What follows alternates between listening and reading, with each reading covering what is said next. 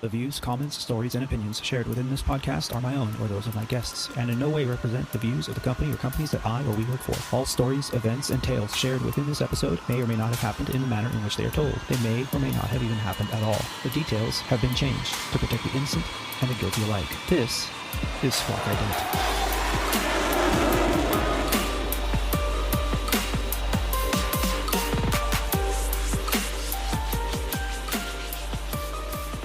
You're listening to Squawk Ident, an aviation podcast dedicated to the journey and the challenges surrounding the life and career of Aviator Tony, his co-hosts, and his guests.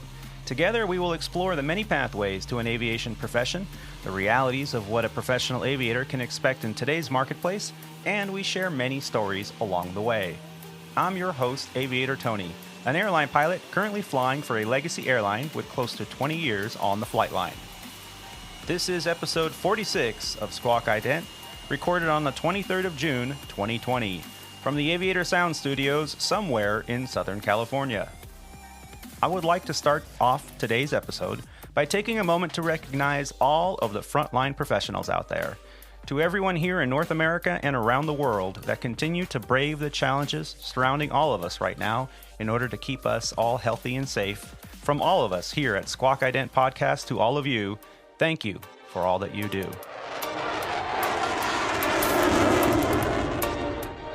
On this episode of Squawk Ident, I am very excited to be joined by a young aviator, entrepreneur, and humanitarian that was raised within an aviation family.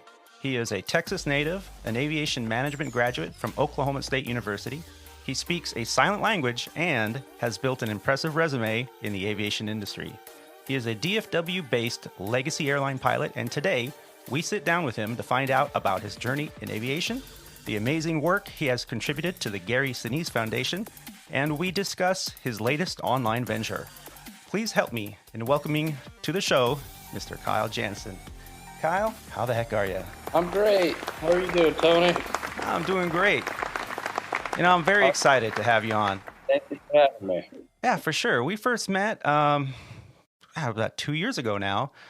A little over 2 years ago in new hire training at Legacy Airlines. And I got to tell you, I was very impressed as the youngest member of the class and one of the youngest members in the airline when we went around the room and we were talking about what the seniority was going to be at retirement, because Legacy Airline has this app or whatever it is on their website that you can plug in your employee number and it'll tell you what your projected seniority is at retirement.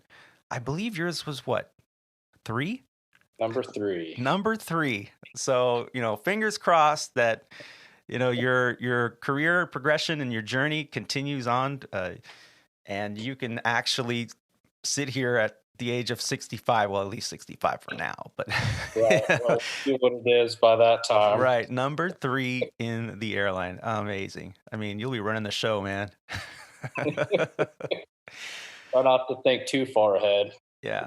1 month at a time. That's it. That's all we can do, But welcome to the show. How's your flight schedule doing over there in the big DFW?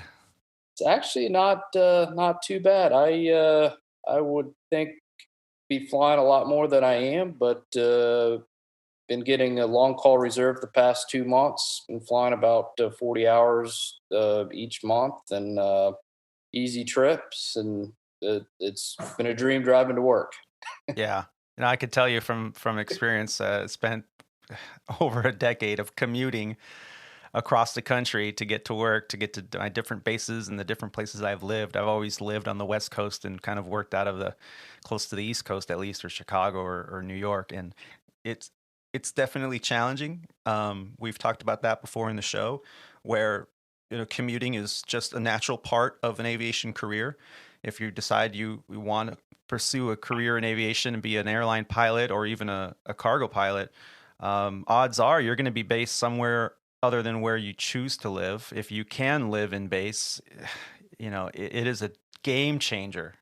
Yeah. It's almost like a different career, isn't it? Yes, it is. Yeah. So it's good that you're flying about 40 hours a month, but you have a guarantee, right? Yes, sir. And what is that right now for? 73 hours for long call for current contract, and then 76 hours for short call. And here locally in DFW, short call goes a little bit more senior since a lot more people live here than the long call. So talk to me a little bit about that. What's the difference between a long call at legacy airlines, at least? Because I know every airline has a little bit different take on it. Some airlines don't even have long call. They're just short call. So what's the difference that you're seeing here? So our long call here at the Legacy Airline is a 12-hour call out to sign up. And what it is made to do is to fill in trips 12 hours prior that the company needs filled. Where short call, it's generally as soon as possible. The unwritten rules, 2 to 3 hours. You drop everything to get to the airplane as fast as you can to get the flight out. But that's a little difference between long call and short call. Long call, you got a little bit more flexibility with your schedule. You're not dropping everything to go. Where short call, you got to go to the airport now. Yeah. So they're using you, which is great. Yeah. Right now, Yeah. especially. I mean, I know we're now into this pandemic. What, 3.5 months, and flying is picking up. I see you've been keeping up with that, and we're going to get into that a little bit later in the show. But the latest TSA report, over 500,000 travelers went through TSA turnstiles yesterday. It's not the 2.6 million that we were used to in 2019, but I think it was up to 609 yesterday. 609. That's amazing. Yep. So the trend's going up each day. Excited to see that. Every time I've gone to the airport, at least the last 3 months, it seems like there's more and more traffic, and can't be happier with the lines grabbing food or the lines waiting to take off. Just knowing that we're flying customers and people around where they need to get to. Yeah. So it's good to see everybody back, or at least coming back. Yeah. And unfortunately, we're still missing a large portion of our regular travelers, which are our business travelers. They make up most of the revenue for all the airlines out there in the U.S. The international travel's not picked up yet, but in terms of domestic leisure travel, it's definitely picked up. So if this continues, hopefully now when they potentially start bringing back some of the international travel, which is what is on the horizon, this may even be even better news for us. So yeah, great positivity to start off the show, and I thank you for that. But here we at Squawk Ident, we focus on primarily the journey of today's aviator, how they got into aviation, especially when we're at the level that we are here, that you and I share. I know I was curious as a younger self, starting out in aviation. I mean, I've been dreaming about aviation since I was a young child, and here I am getting to do it. But I had no idea. A lot of the stuff I've had to learn as time came and my experiences allowed for me to learn these things. And you had a little bit of an amazing benefit, which is not uncommon here in the aviation industry, especially at this level, that you came from an aviation family. Tell me what that was like, growing up with a dad who was an airline pilot. Well, I'll start out, Tony. My father's been my biggest mentor growing up, and essentially that's how I'm here today. I was listening to him growing up to different avenues, but growing up as a kid, younger, he back then it was a beeper, and I guess that was the reserve system back then. Instead of a phone call, they would beep you to find a phone to call in. And I remember growing up, he was on the beeper a lot, but their system back then was a little bit more different, where they just called guys, and if you wanted to go fly, you want to go fly. And that's my father. He loves to fly. Grew up around the little airport here in the DFW Metroplex. Both my parents are from Omaha, Nebraska, so every time we went up to Omaha, that's where my dad's grassroots were at. Went and saw his old bosses and some of his old work colleagues around the little airports. But grew up around the airport. So just seeing him flying and talking to people, yeah, this is what I've always wanted to do. And as I got older, with his seniority, just like everything here in the aviation industry, seniority is everything. And as I got older, he was around more. So there were some baseball games that he missed, but for the most part, he was at practice. He was at most of the games, and it was a great childhood growing up, and just looking back on it. Been there for our family. So, not all the times are great. When 9/11 happened in 2007, 2008 with the crash, where people had to, not just the airline industry, but everybody had to make kind of different sacrifices. But seen the ups and the downs of the industry, and he's always kept head on his shoulders, positive attitude, and the best mentor I've ever had growing up would be my father. Yeah. Do you remember the first time you got to go to the airport or deal with? Yeah. So we, just thinking back towards younger days, 5, 6 years old, took me the Good Airport, which was right around the corner from our house, which is now a housing development and a Hobby Lobby. So we went to the Good Airport growing up. They had open T hangars. I believe it was paved at that time, a little asphalt strip, had grass taxiways. And from there, kind of went around the Metroplex and started looking at other airplanes and FBOs and visiting with the older retired crowd, per se, drinking coffee there at the airport. So a lot of social interaction with pilots and aviation world at a young age. At a very young age. Yeah. And I believe it was my 8th birthday that's when he bought for Christmas. I remember getting the Microsoft Flight Simulator, that 98. And he bought, I believe it was either 8 or 9, maybe 10, somewhere in there. But he bought that, and then bought the little stick that went along with it, and just started flying that on the home computer, of course. And then from there, we were in Omaha, Nebraska one day, visiting family. I think it was Thanksgiving. And this was when I turned 10, and Dad was thinking about getting a little airplane at that time. I just going back and talked to him about it, but he, out of the blue, he asked if I'd be interested in getting a discovery flight with one of his friends that ran one of the local flight schools up there. And I was so excited. I said, sure, let's do it, and went and flew. And I was. It was a different feeling. It felt like, man, I'm on top of the world right now. This is awesome. And liked it so much. Booked a flight lesson, per se. I think it was the next day or 2 days later or something like that, to go do a flight lesson. And from there, it fell in love with aviation. You got hooked. Yep, got hooked right there and then. So Now you started out at a very young age, and I know times have changed, but the basic principles of how to get started in aviation, I think, have not really changed at all. What are some of the what's like your best advice you can give someone maybe in their teen years that says, man, I'd like to be a pilot someday, but I don't know where to start?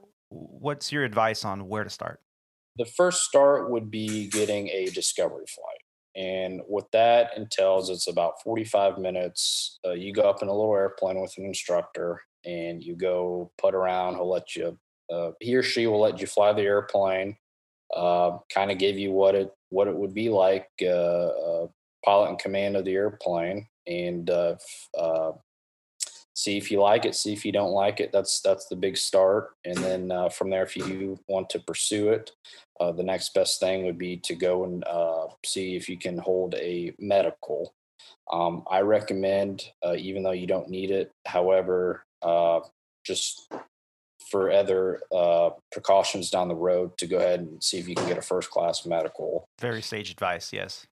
And a lot of people don't realize that, it kind of killing it overboard for your private pilot, but it opens up other doors later on down the road. So, and a lot of people don't know this, but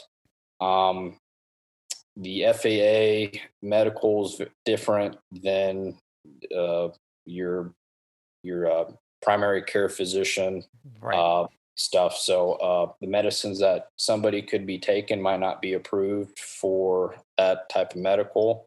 So there are ways around it, but they're very lengthy. Yeah. But that would be a start for somebody that's interested in it before going and spending a lot of money to do something. Yeah. I've heard it before where someone goes, they get a third class medical, which is what usually is issued with a student pilot certificate. It's all one form of paper there. And they invest in getting a private pilot license. They graduate from that program. They get their FAA license in their hand, and they're like, you know what? I can do this. And so then they continue on with their training. And then before they get their commercial, they're like, oh, well, you should go get a first class medical. And then they find out that they have a disqualifying issue. And I would venture to say, the getting the first class right away to help ensure that you have no issues for a career path down the road before you invest any money on flight training, I think is very sage advice. However, I would say if there's any doubt that you're currently on any medication, that you have any kind of physical note that you might want to run by the FAA examiner beforehand, I would first call. You can look up your FAA flight physical office. Make a phone call. You can call your local FSDO and get a couple references there, and make a phone call and say, okay, I'm 14 years old. I'm looking to go get a private pilot license. I want to pursue a career in aviation. I have a question before I go in to get my first class medical. I am currently on this medication or that medication, or I have this vision issue or this hearing issue or whatever it is this going to be a problem? Because if you show up to the office and get your first class medical and now it's been denied because of an issue that you were not aware of that was going to be a disqualifier, now forever you have to mark, yes, I was denied a first class medical. That doesn't mean you're out. You could easily go through the hoops and get a waiver, or go through the hoops and have your primary care physicians sign off saying, yeah, it's fine. A lot of these medicines too, Tony, are treated for multiple sicknesses per se.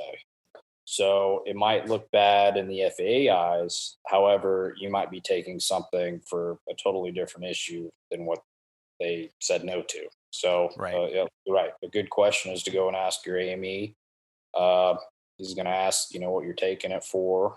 And there might be another medication out there that treats the same thing that is approved on that list. So it's a good start. Yeah, for sure. The earliest memories we have in aviation really affect the way we operate. It affects the decisions we make along the way on our journey, and really does help shape what kind of aviator you become later on in life. You had your father being your first mentor in aviation. Can you recall any of those earliest memories flying around with your dad? Yeah. So when we bought, when Dad bought this 172 after I did my first flight lesson, because at that point, it was 15 to solo, 16 for the license, and so he was thinking, well, I got a son that wants to fly. We can can go fly together. We can, start taking the family places, stuff like that. Cal can, we can build. It'll be a family thing. Yeah. He bought the airplane, and the minute that I stepped foot in the airplane, I was held to a much higher standard than your average private pilot, commercial pilot. I was held to ATP standards as a young kid, and I remember he told me, he said, if you're going to pursue this as a career, this is where it starts right now. It's if you want to do this professionally when you grow up, Yeah. I'm going to make you proficient. You're not going to get away with a lot of the extra stuff for the private extra wiggle room. We're going to make it ATP standards, airline transport pilot standards, and it's going to make you better throughout your career if you hold yourself to that. So, absolutely. So the law of primacy went into effect. He understood this as a professional aviator, and he was able to, a lot of people look at that and go, oh, it must have been tough. But no, that's absolutely the best way to get started. Do it right, learn it right, and hold that high standard at the beginning. And then, if you back down a little bit, that's up to you. But, no, that's wonderful. And so do you remember, did he give you any of that training, or? He did some of it. We did a lot of the cross countries together. We did some primary stuff, but as the father-son relationship, headbutting in the cockpit, I got another instructor to do the primary training per se. But we did a lot of the cross country stuff. Mm-hmm. This particular airplane didn't have a GPS. I know we're gonna have a lot of listeners with the. I know, right? VOR dials and clock gauges and oh my goodness! Get out the Conoco Phillips roadmap, right? But we bought an airplane, learned how to fly, and I remember he bought a little, I don't know, $100 GPS, but I was not allowed to use it. My first 600-700 hours in the thing said you got VORs, you have your sectionals, ADF. Yeah, we didn't have an ADF at that time. The ADFs were starting to phase out, but he said when we go places, you're going to plot, you're going to plan. We're going to do all the calculations like you would, and was held at that high standard very early on, like we were just talking about. So, I laughed today at the kids with the G1000 and the GPSs and the iPads now with the moving maps. It's like, guys, just get in the airplane and go. Yeah. Well, we've talked about that in an earlier episode, where when you get endorsed or you get your rating to be an instrument pilot, nowadays people are, like you said, they have the Avondale system, they got the G1000 system, and so they're on a glass cockpit, which is great if you want to progress to an airline career, because you're not going to have to relearn a scan per se. But that endorsement says that you can fly any aircraft on a non-commercial level on your initial private instrument in an instrument IFR scenario in IMC conditions. And so what is stopping you? You've done all your training in a modern, like say a Cirrus or a 172 with the G1000 in it. And now you've got your rated, and now you have a buddy over there at the airport and says, hey man, let's go take my V-tail Bonanza and go down to a quick flight 200 miles away for lunch. And you're like, great, but the weather's kind of sucky, so let's go IFR. Oh, I'm IFR rated, great. And you get in there, and it's a traditional 6-pack with no GPS, with VOR receivers, and you're like, oh, yeah, I could do this. No. No. So I know that I've had a few friends with the FAA that have been talking about changing the way they're certifying pilots with instrument ratings. There was talk about you have to get your traditional 6-pack add-on or the glass interpretation of instrument add-on after you get your initial.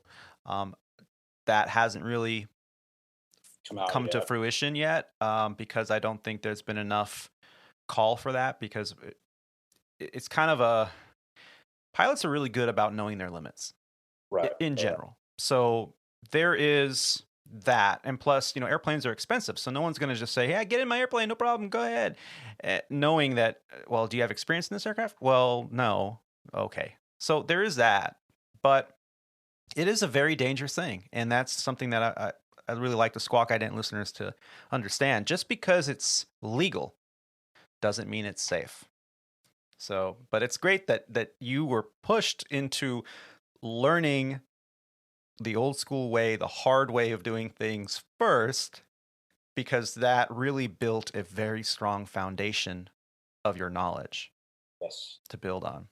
And that's part of the things that I tell a lot of the newer pilots, the newer generation, is have a pilot go do it in a 6-pack instrument, do it in your 6-pack. It's much easier to learn glass after you get your instrument rating in the 6-pack or your private in a 6-pack than it is going from a G1000 down to a 6-pack.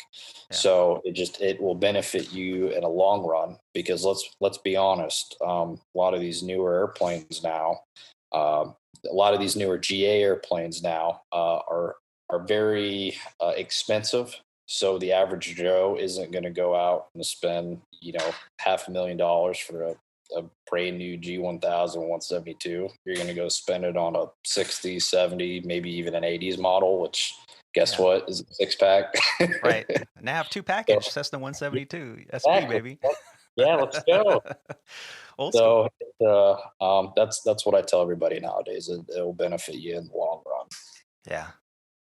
Yeah. So you built your earliest memories with your father and your private pilot quest, to get your ratings. And so we kind of really talked about what planted the seed is. You've come from a family, you were engulfed in the industry, in the culture of aviation, and you got up to your first solo, which is a very traumatic experience, whether it goes perfectly or not so much.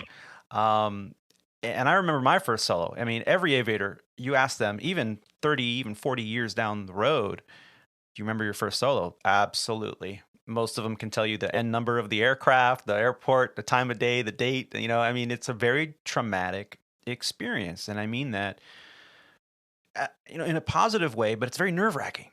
Do you remember your first solo? How was it for you? Yes, I do.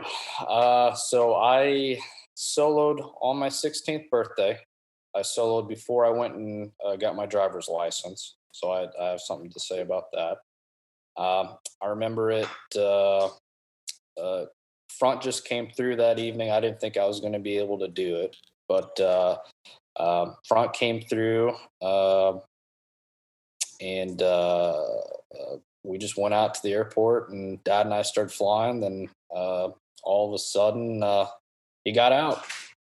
Said, "You feel comfortable going?" And sure. So went around the patch. Northwest Regional 52 Foxtrot, which is a 3,500 foot by 40. Obstacles, trees on the south side, and a big hill on the north side. So it's makes a lot of people nervous. But I flew in and out of there a lot, so I felt very comfortable, and got out and did my I told him, instead of doing touch and goes, I'm going to do stop and goes at that point. And that's what I did. I went around the pattern, came out, did stop, taxied back, and took off again. I think I did 4 or 5 of them before I taxied it back to the hangar. And there were my family was there. Another mentor was there that I flew with him quite a bit, John Willison, and had a cake for me, and I cut my shirt off and wrote the date in, and it was a unbelievable experience and memory for me. Yeah. So that's awesome. And so most people don't understand that when you do your first solo, your training's not over. You're still, you have to do quite a bit of training. You do your full, what's the minimum on a first solo? I don't even know anymore. Is it 10 hours or 15 hours, something like that? Yeah, I think it might be 10. I'm not 100% sure. It's Yeah. been so long ago, and I know the regs have changed a little bit, and it Yeah. depends on the school and their insurance and everything. But I believe it's about 10. Yeah. So you're, Uh, here you are with a dozen hours or so, and you go and you do your first solo. It's very nerve wracking, even for your instructor always. right. I've Yeah. been that instructor, so yeah, I know how that goes. And we did a show with actually my very first solo endorsement, who is now a Legacy Airlines FO, Jean Michael. Yeah. So go back and take a look at that one. That's a, I cut his T-shirt, and yeah, like you said, you write the date on it and a little drawing of the airplane. The, And the biggest feeling with that is you don't know what's coming. You don't know what's coming. All of a sudden, the instructor's getting out of the airplane. They're at the end of the runway, or middle. Hey, stop here on the taxiway and getting out. And where yeah, you going?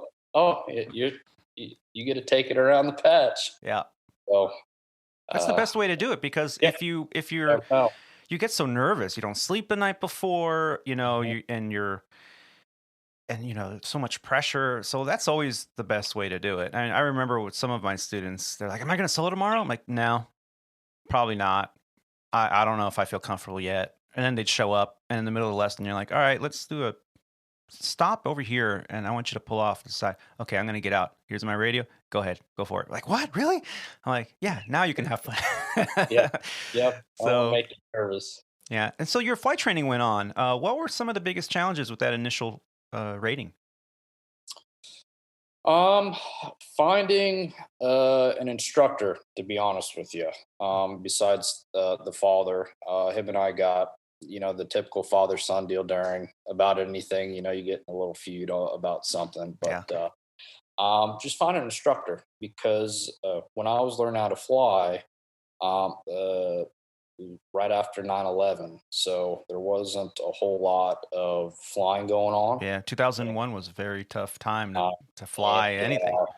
Yeah. and the instructors couldn't find an instructor because nobody was flying. Yeah. So that was just it. So I found a few um, older retired guys that were happy to work with me. And it was funny. Everybody we were talking to about it told my dad, like, why is he getting into aviation? He's not going to have a job. And he's like, well, people have to retire, and we're going to get through this at some point. Just don't know when, and Yeah. now's the time to do it. So just kept on trucking with it. Yeah. And did you get your private by the time you graduated from high school? Yes, Yeah. yep, got it. 17, around my 17th birthday, Yeah. and then right after the private, airplane partner Rob Bowen at that time in the 172. Uh, my dad and him were going back and forth about a twin to start traveling the country per se. Instead of the $100 hamburger, it was the $200 hamburger. Right. But so went and did my private multi add-on right after that, and then the bought the airplane in 2008, the Baron in 55 Baron 2008, and went and mainly did the instrument in that airplane in the Hmm. Baron. And then right after that, I knocked out both of those 17. And then right when I turned 18, I went and did my commercial multi, Yeah. uh, and then a follow up with the commercial single add on Yeah. shortly after that. And the steps you took is very interesting, because a lot of times, especially Part 141 schools, they'll have you do your private single, private instrument single, then they'll have you come back and do your private multi instrument, then they'll have you come back, do your commercial single, commercial multi, and instrument, all this stuff. And you're like, wow, this is a lot of money and ratings. And I think the path you took is the path that I usually try to recommend people to do, is to do the add-on with the multi right away.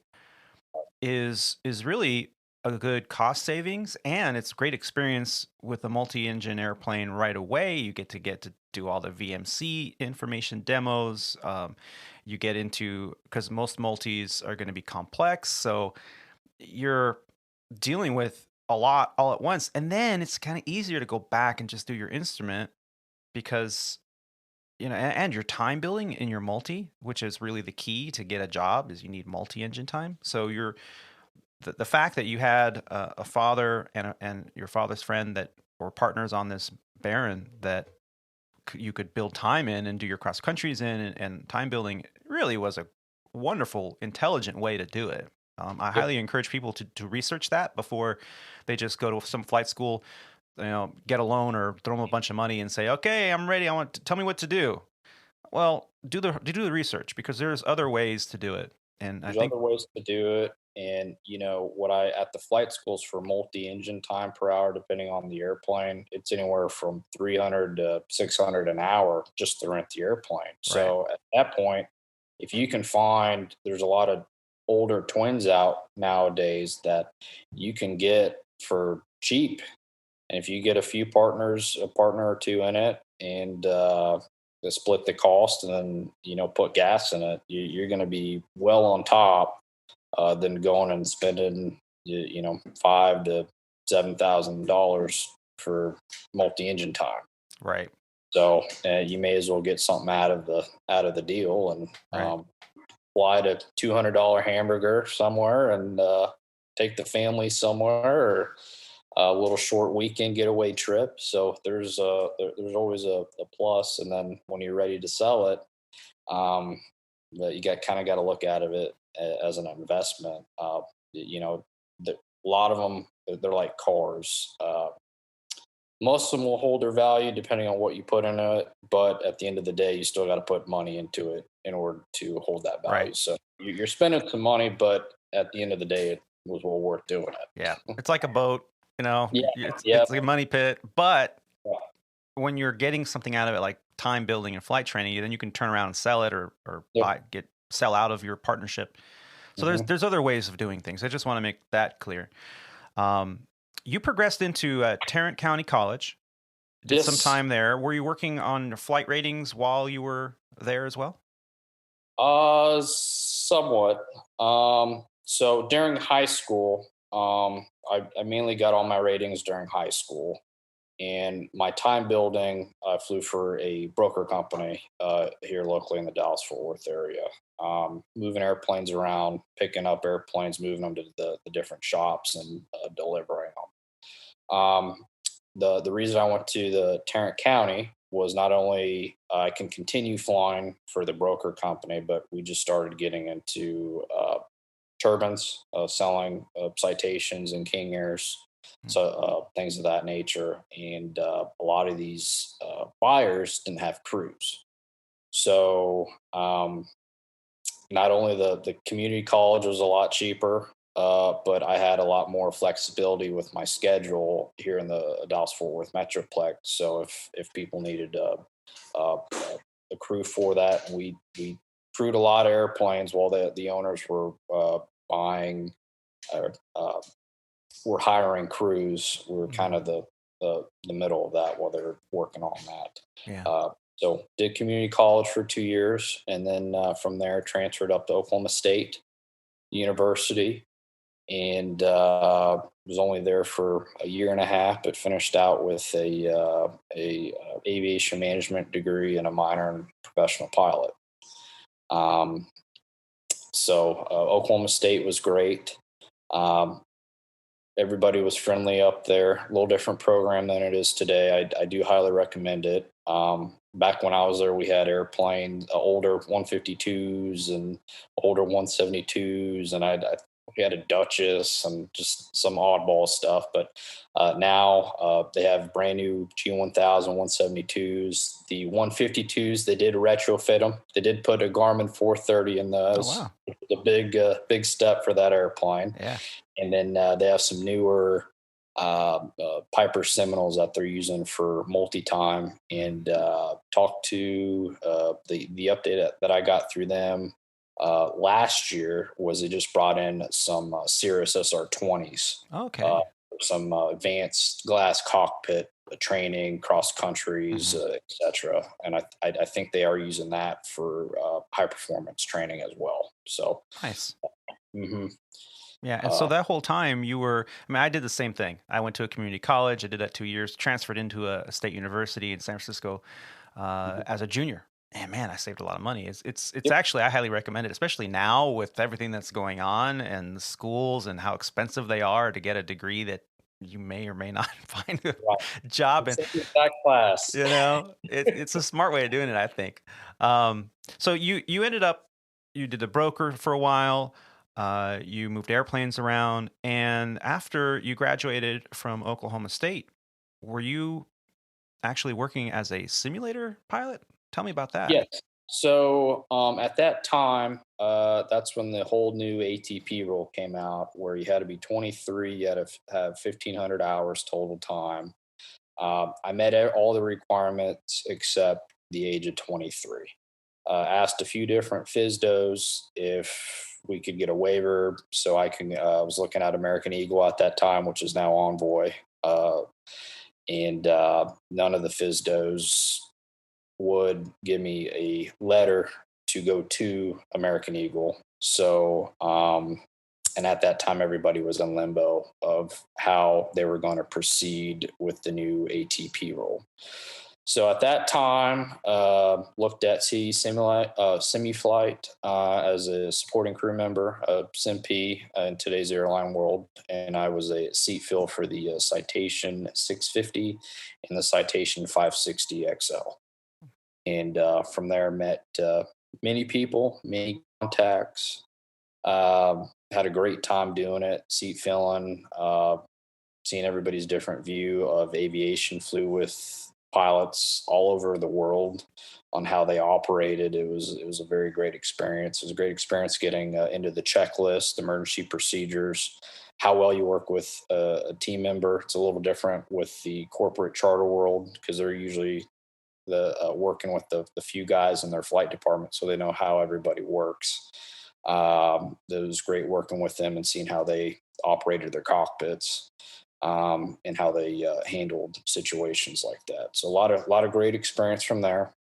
And then from there, I went and got my first charter job for Club Marketing Services, which was the middleman for Walmart and Sam's Club. By the way, hello, Brent.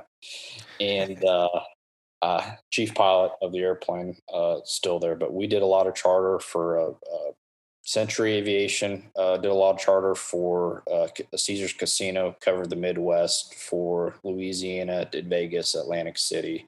That was a Citation 650, which would bring me into a story with that. So my father, 737 Legacy Check Airman at that time, sat next to the gentleman that owned the airplane on one of his deadheading flights down from Chicago. And the conversation started, I think my father was reading something on Beach or something that day. And the guy asked if we had an airplane. And, the typical aviator says, yeah, started the conversation. And the gentleman said he had an airplane as well. And father started asking him questions about it. And turned out it was a Citation 650, a private jet. So he gave him, my father told him what I was doing and gave him Dalton, which was the owner, gave my dad the chief pilot's card, Brent, at that time, and said they didn't know if they were hiring, but to give him a call. And called him, and while I was still working as a SMP, and they said they weren't hiring at that particular moment. However, if something came up in the future, to let me know. And I don't know, about 3-4 months later, Brent called and, hey, are you interested? And I think one of our guys is leaving.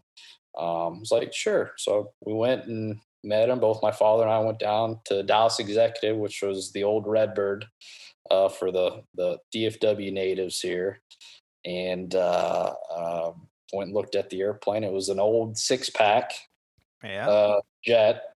For all the new listeners out there, the newer generation pilots, had an older FMS in it, and it was a cool airplane. And had a big grin ear to ear and said, when do I start? Nice. So, and that's kind of how that escalated with them. And then from there, from Century Aviation, went to Millionaire Dallas for a short period. Flew Terry Bradshaw's airplane. He had a Citation XL. Um, Between Century and Millionaire, they both typed me on the airplane, so I was a captain. I flew captain on the 91 legs. The 135 at that time, the Argus minimums was about 5,000 hours, Oh, wow. somewhere in Yeah. there. So yeah, the times with 9/11, the higher the times, the cheaper the insurance is, right? So Right. unfortunately, PIC time at that point wasn't flying enough for the PIC time for the Argus minimums, but I did fly PIC on the 91 legs, which we had quite a few 91 legs on both of the places. But anyway, so flew there at Millionaire. Terry Bradshaw's airplane. He did fly a lot, and for all you Terry Bradshaw listeners, he tunes it down for TV. Loves to sing. Will have a conversation with anybody. And that was the best thing about flying him was it didn't matter who you were. He would sit there and have a 15-minute conversation. That was the worst thing about flying him was he talked to everybody, which was great. No complaining. Did you have to explain sterile cockpit to him? Well, it was funny. A lot of times he would come up while we're in cruise just to chat, or when we're descending, talk to us. And I remember one time I think we were dropping him off in LA, and he came up to the cockpit, started talking to us, and I think we're descending through 18,000 feet. And he's just chatting away, and we're like, Terry, we're busy in LA airspace, and we're dropping them off at LAX. Oh, We could take Legacy out to Hawaii because the XL couldn't make it from LA. So we had to talk him out of the cockpit a few times there on the descent to getting busy and things of that nature. But he was great to fly. And then from there, and he did fly a lot. And then from there, got the opportunity to be an official captain at Holly Frontier, which is an oil and gas refinery company out of Dallas Love Field. They had a Citation XLS, which is a newer version of the XL, same type, and then eventually into the G4. So I was there for about 2 years nice. At Holly Frontier. And then talking to my mentor, my father, and other airline pilots at that time, they were talking about, well, Kyle, you need to get some 121 time if you can get it. And I looked back at going to American Eagle, but it didn't make a whole lot of sense to take a bigger pay cut than I would. So I had the opportunity to go to JetBlue. Tell me a little bit about that process. I mean, a lot of people, I've phoned with a lot of pilots over the years that like, oh, I got my application everywhere and they're not calling me and I don't know what's going on. Talk to us a little bit about that process. How, so you're, whatever you're doing, flight instructor, corporate, Part 91, whatever you're doing. A lot of it is to keep your apps updated with your times, to check in with the people. A lot of this business, just like any business, is who you know. Checking in with people. I did go to a lot of job conferences. Talk to everybody. I'd probably talk to the JetBlue people, HR department. I don't know, 5 times. Wow. And eventually got picked out of the group to get called. And I want to tell guys too, or other pilots too, don't get discouraged about it. I did apply to Spirit and Frontier. Got a call from Frontier, but it didn't for me. It didn't feel like the right move for me. I didn't feel like I would fit in with that group there per se. So turned them down, and then Spirit, never got a phone call. Many buddies walked in resumes there, and they're doing great there now that are captains over there, and excellent contract, and they treat the crews very well there. Just never got a phone call. Yeah. And then JetBlue called me and took it. I felt at home when I walked in to the interview there at JetBlue in Orlando. Uh, they had a brand new facility, brand new training, a lot of new. It was still a new airline, started in 2001, which are they did a lot of the old American and Delta routes on the East Coast, and a lot of the couple of the transcon routes, but their bread and butter is the East Coast right now. But walked in, a lot of guys in the interview class were similar. They had guys with all different backgrounds: military, regional, corporate, charter, cargo. There were some foreign airlines in there I've never heard of, and just a lot of places like to hire off personality. Can I get along with you on a 4-day trip without having to kill you? Right. So, and that's the most important part of the interview, I think, is they check to see if, hate to say it, but they check to see if you're an asshole, Yeah. That's what it is. Are you cool? You're cool to hang out with? Are you laid back? Or does it feel like you got to stick up your butt when I'm talking to you and putting you in a frustrating scenario, Can we go have a beer on the layover and talk about something and not, end up in a fist fight at the end of the trip? Right. So it, during the JetBlue interview, it was great. And a lot of great guys out of there that are still there. And JetBlue's a great company, don't get me wrong. But in my heart, if I had to stay at JetBlue, I'd still be there today. In my heart, I've always wanted to go to Legacy to fly with my father on his last retirement flight. That's always been a goal for me. And what equipment is he on right now? 737. Okay, so eventually you're going to have to get. Yeah, and he's a check airman on it, so I don't know if he's going to swap over, but I've never flown the 737. I've flown the Airbus. It'd just be another type rating and older airplane to go fly. Just another checkbox. Right. But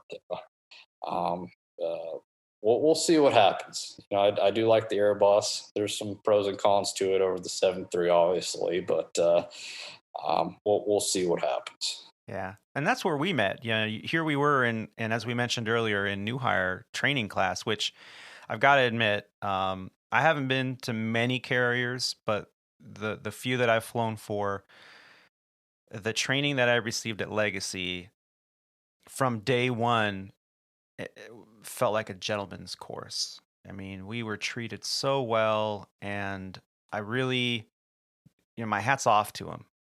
We walked in and we were in the auditorium for most of our initial training, and big room with a lot of people either being recalled from furlough or new hires or coming off of some leave of absence or something. And so here we all are together, this really diverse group of aviators, and that's where we met. Yep. And what do you remember from those first few days that really stood out? How was your experience, in other words?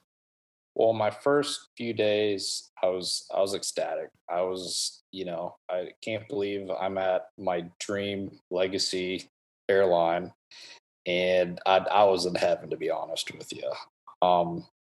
Walking in and people knowing who I was, even though I met them at a younger age, it was absolute. I don't even know the word to describe it, but it was amazing walking in. It was family right off the bat. And I didn't realize how big of an impact that my father has had at the Legacy Airlines coming in. So this is a dream come true. I have big shoes to fill here going forward. And like you said, right off the bat, we were treated as a gentleman's club. Walking in, everything was stress-free. If you needed anything, you let them know. It seemed like everybody worked with you, and I couldn't be happier with the process. I can tell you from talking to the older generation that have been here for a long time that they had a little bit different back when they started. So they've made the process much better, much more relaxed than it used to be. Yeah. And I think that's a big thing of learning. For instance, when you're in a stressed environment, there's not going to be any learning that takes place. Stressed environment or Yeah, that negative learning aspect, that was around when they had the traditional training, but now with the advanced qualified program or the AQP program, where everyone's learning from the same book, from the same set of questions, from the same set. You don't have to rebuild the airplane anymore. You don't need to memorize 100 limitations. You just need to know the basics, and everything else, as long as it's in the green. If it's not in the green, what do you do? Um, this has become a little bit more realistic interpretation of the difference between flight training and being on the flight line. It used to always be, well, this is the way we do it in the schoolhouse. When you get to the line, it's, you'll learn that later. But at the schoolhouse, this is what we're going to do, And now it's like, well, we're going to do this here. So it's, when you're out on the line, it's identical. There's no, lost in translation. There's no interpretation. This is the way it's going to be, and this is the way we want you to do it on the line. So you didn't have to jump through those flaming hoops anymore when you came to training. You just you get to your fence post or your corners. You do your procedures, your call outs, your profiles identically the way you do them on the line, and there's a more positive transfer of learning now, and that's that relaxed state that you were talking about. I absolutely agree with it. It's definitely, at least in the 20 years that I've been can say I haven't been a pilot, I've definitely seen this progression improve. So that's definitely good to hear. A couple days into our training, the company had us invite our family to come down to Dallas and stay with us for a very special welcoming dinner with the executives of the company, with the leaders in our flight department, and we got to all sit down. And that was the day that they pinned our wings on us, or handed us our wings, and they handed our significant others wings as well, if you brought your significant other or family or what have you. When you stood up at the dinner, when they called your name, there were a lot of emotional responses. And what can you tell me about that? Why was it so wonderful? Just that father was able to pin the wings on me, just to continue his legacy, but also to start mine. And just with all the hard work to get to that spot, and being able to do that, and being able to eventually fly with them at some point, that really hits home. And so just seeing that that transition of out with the old, in with the new uh, pilots per se. It was a very good feeling. I still get teary eyed just talking about it and seeing the pictures, but just seeing what my father's done for me, and what I will be doing for him in the future by continuing his our name, our family name. Because yeah, if I do anything stupid, at some point it's going to get back to him, and then I'm going to shoot out somewhere down the line. No pressure. No pressure. Exactly. Big shoes to fill. So it was a great feeling, and like I said earlier, I didn't realize how many people that father was connected with. Everybody knew him, and essentially everybody knew me, because when I was working on my ratings, that's who he talked about, me working on my ratings, and my goals to get to a legacy carrier. And so it finally happened. And the big part of it was go ahead and pinning everybody's wings for that was that they believed in us. Finishing training, getting through training, everybody's different on that aspect, and it was a very good feeling. It was a very very proud father son moment, my mom moment, and um,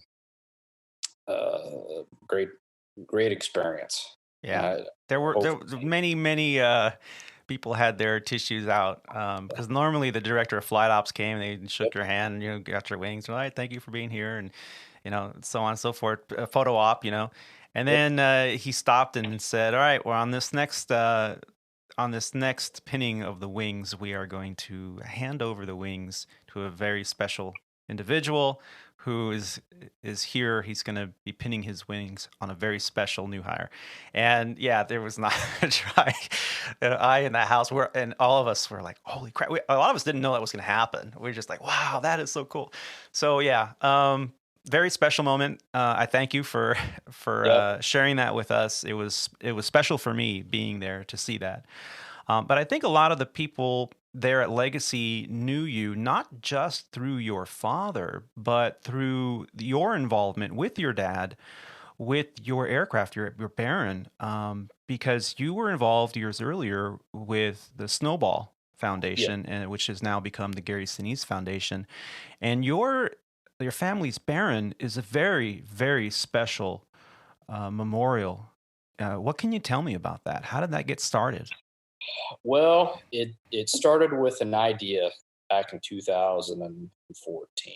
So Rob Bowen, the airplane partner at the time, retired Legacy Airline pilot. It was friends with Jim Kaiser, which is another retired Legacy airline pilot, which retired as a fleet captain at our uh, Legacy airline. Uh, And at that point,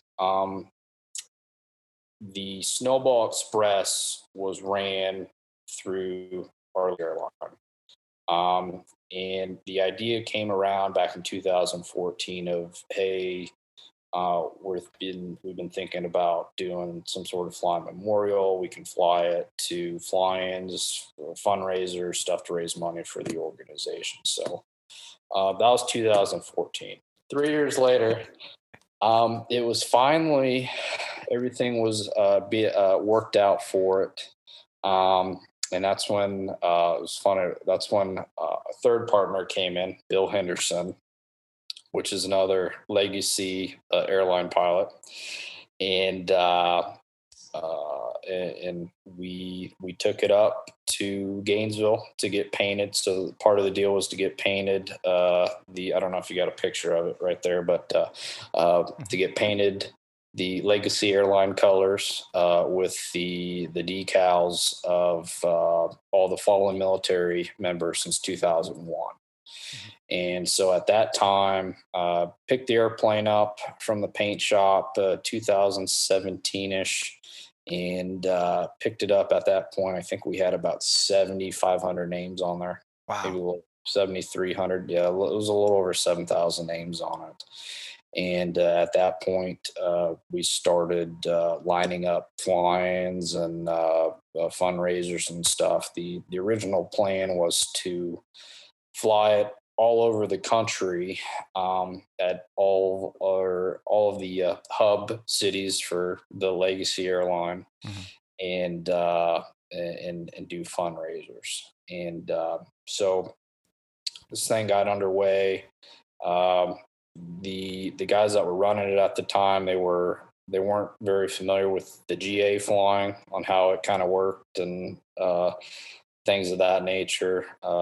We were asked to fly to a couple different military bases, which for the listeners out there, it's very difficult getting a GA airplane into a military base without getting shot at. So just a lot of the paperwork that was involved with that. However, uh, some of the airports that they picked, it didn't go through. I guess the organization backed out, or whoever. I don't know who. pretty much they told us where it needed to go, and Yeah. we took it there. Okay. Been up to Oshkosh last couple years. It's been to the big one here in DFW, the Military Ball for the fundraiser. I did send you a picture on that front Yep. page. Yeah, I'll be putting that in the on the website there. So sure. it's been a very great thing to do for the family, and the Alliance Air Show, the air shows, it the feeling of the family members walking up to the airplane and seeing somebody that they a family member on the side of it, or a friend of theirs. Yeah, we get a lot of teary-eyed people, but there's about 8,000 names on it now. It's continuing to do stuff around for flyings here in the North Texas, and I think it might be going to Oshkosh again whenever probably next year. 2021, yeah. Yeah. Everybody's doing 2021 now. Yeah. For that, so it's raised money. It's been a good tool. Gary Sinise Foundation, I believe that's .org. But people can go on there and donate to the families. It's a very good cause. And just letting those families know that we won't forget their sacrifice for their country, for our country today. We will hear more from Kyle, the Flying Memorial to the Fallen Baron, the Facebook page that he created, Aviation Business Information Board, and the Aviation Mentor Programs and Cadet Programs, all right after the break.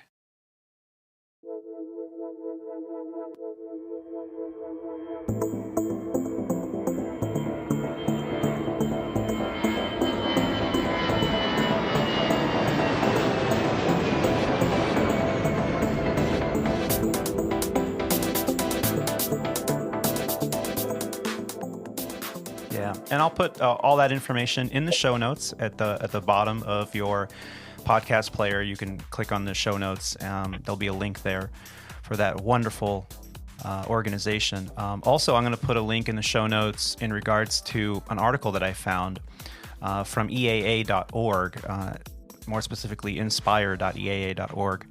And it's an article entitled Flying Memorial to the Fallen from July of 2018. And it shows pictures there. I'll also have pictures on the website. But on there, there's a part in the article where it talks about how one of the guests, the little girl, put a rock on the wingtip on one of the displays when it was out there. And, they thought it was kind of strange that she did that she just left a rock on the wing and walked away. And so Jim Kaiser saw that she did this, and he's quoted as saying he picked up the rock, and it's one of those, traveling rocks, and everywhere they would go, they would post a picture of it on Facebook with the rock.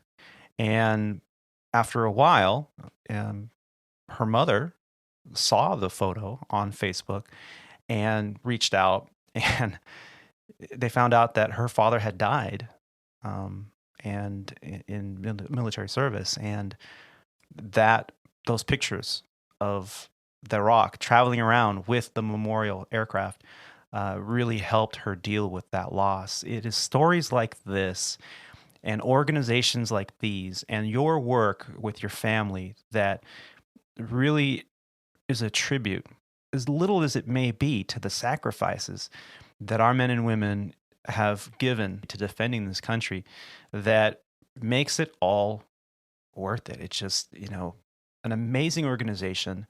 My hat's off to you and your family for being a part of it. For the aircraft is just really awesome to look at. What it represents is so powerful. I was imagining just the other day, we were talking about, the aircraft. We've talked about the aircraft before. And I was just imagining the responsibility of flying that airplane to ensure that it is well taken care of, that every flight goes off without a hitch, must be an astronomical weight on the pilot's shoulders, whoever's flying it.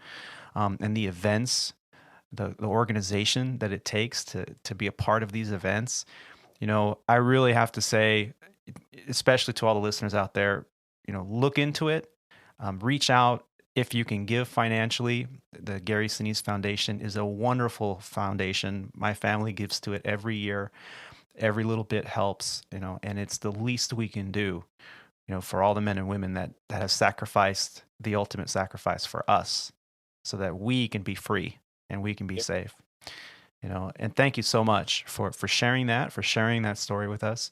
And you actually have gotten into a little bit of an entrepreneurial adventure now with Facebook as well. Yes. You started a page not too long ago, actually, the Aviation Business Information Board on Facebook, and it's almost like a news cycle. I love it. It's all links to stories about our aviation industry, especially now during this pandemic that we're going through, that it's really affected us even more so than 9/11. Depending on who you listen to, this is affecting the world bigger than all these events in history. And I know I don't mean to make light of it, but this is a bigger division since the Civil War. And come on, I mean, but it affects us directly. And now it's become my go-to place to click on links and articles. And I know right now you're talking to me, so I don't think there are any posts going up, but as soon as we're done, I'm sure there'll be a new one. Tell me, how did you get into this? What made you get this idea? Well, it was when all this pandemic started, the flying was still there. The customers dropped off. A lot of friends were worrying about, are we going to have a job here in the next couple months? What are we going to do? Things of that nature. And this started out as a Facebook message group, talking to, I don't know, I think the initials people were about 10 people, and it was information, new information. It seemed like it came out every 10 minutes. About something involving not only our career but the worldwide health stuff, and instead of, it drove my wife nuts because it started off with people calling me every hour talking about it. We were on the phone for an hour talking through the X, Y, and Z variables and what's going to happen. Are we going to be on the street? Nobody's going to have a job. The world's ending. You name it. So it started this messenger. And then eventually 10 people turned into 20 people because more people were asking about information. Then 20 people turned into 30 people. And then at that point I said, listen, wait, I'm going to need to make a Facebook group. I don't know how many people we can invite in this Facebook Messenger. And throughout the night, your phone's going off with, people having their opinions on something or whatnot. So the Facebook group's a little bit more quiet, but I made it for information going around, not only the airline sector, the private charter sector. We have many members that are non-pilots. We have flight attendants, mechanics, dispatchers, a lot of aviation enthusiasts in the group, it kind of keeping everybody in the loop on how things are going. Because believe it or not, to make one airplane move at the upper level, there's tons of involvement with it. And it surely does affect everybody. So I made it a way to, kind of keep everybody's stress level down, even though some nights my stress levels through the roof with, what I didn't want to hear that day, but that's just life. And that's why I kind of have a positive outcome on a lot of things.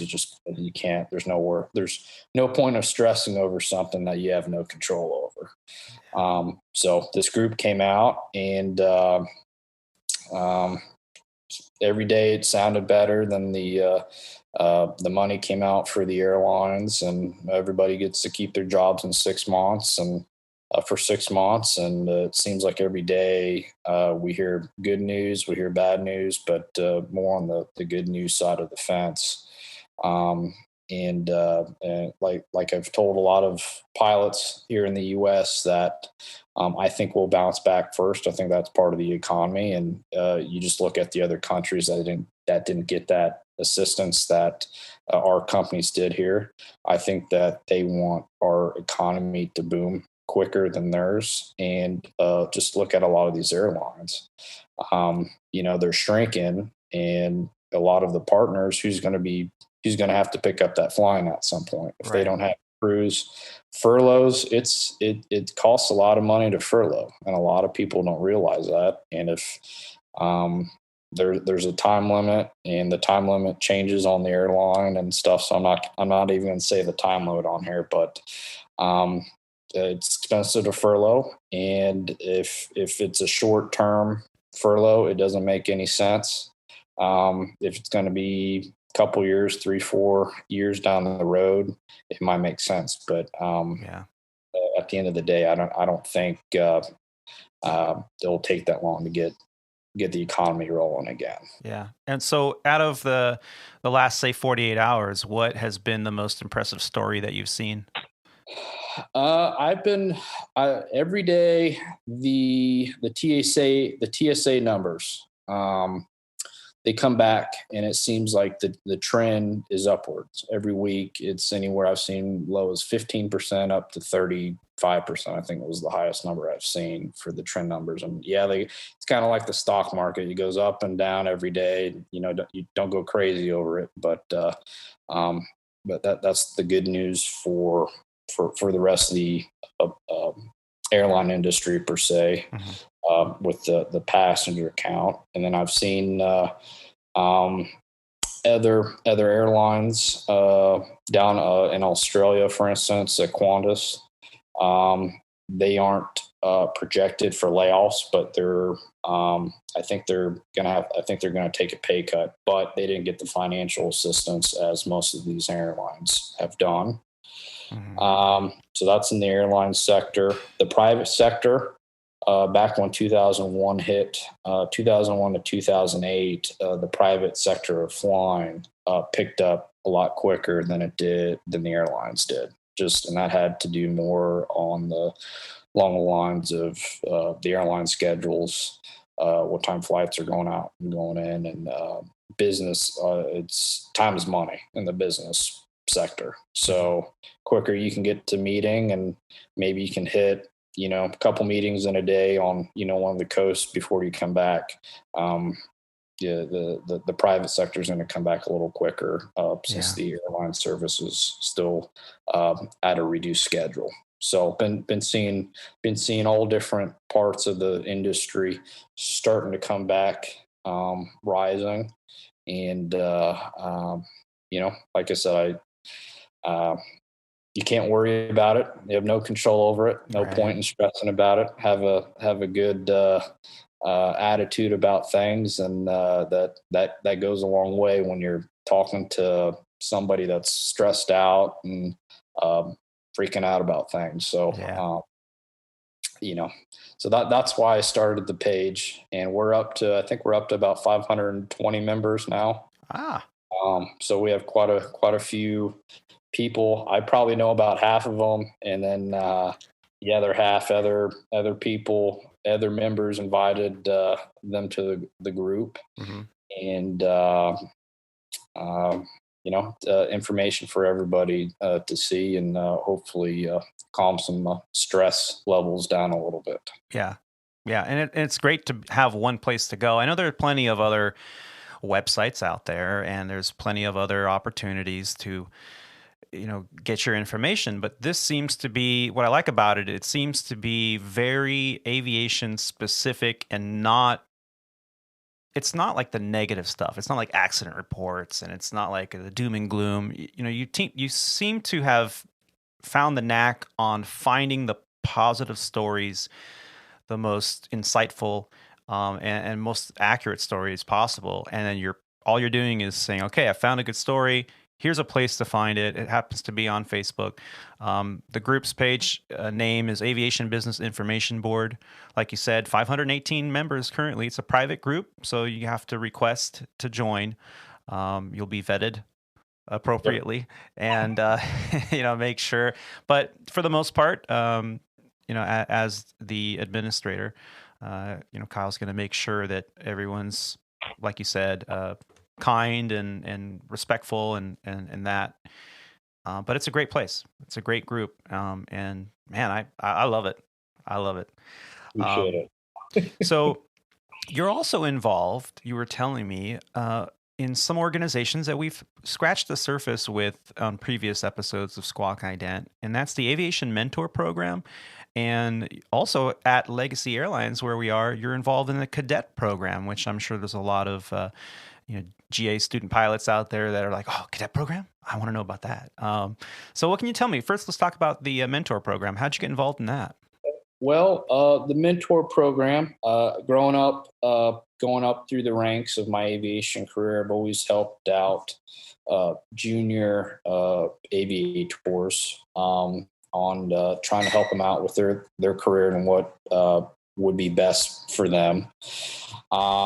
So doing that all the way up to my legacy career here, figured, well, if we have that here, then throw my name in the hat, and I have experience doing it, and got a phone call doing it, and right away got connected with one of my mentees, and he's here at the American Flyers program here at Addison, and he's should be doing his check. I think he starts his CFI school Thursday. So he just finished his, just passed his commercial check ride last week, and starts the CFI program Thursday. And they have a short course. It's a month, fast-paced course. I think it's 8 hours a day, every day for a month, and they knock it out. And then shortly after him, I got another student, mentee of mine. And he is a friend of a friend that is the LaGuardia-based, is one of the LaGuardia-based chief pilots at our Legacy Airline. So his father's a United guy, and got his private, was interested in doing this career, and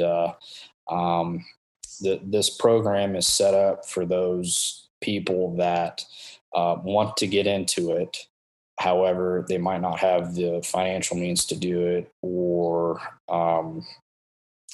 just it never phased them until now. A lot of the guys they're coming from a college with a different degree, or tech school with doing a career change per se, and we'll hook them up here at Legacy Airline.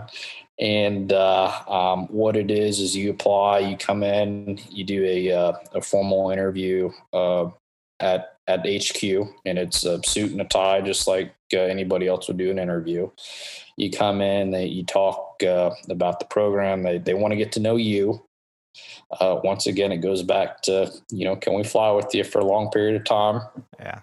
And then from there, you get accepted, and they'll send you. We have we have 3 different flight schools right now, and let's see, 3. There's one that we use that's out in San Diego. Let's see, Dallas Executive, they just opened. This is the newer one, and then San Marcos. I believe it's CAE out in Phoenix, and out in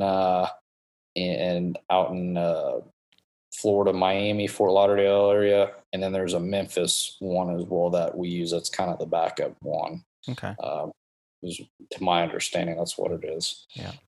So you get a pick where you want to go do your flight training, and they'll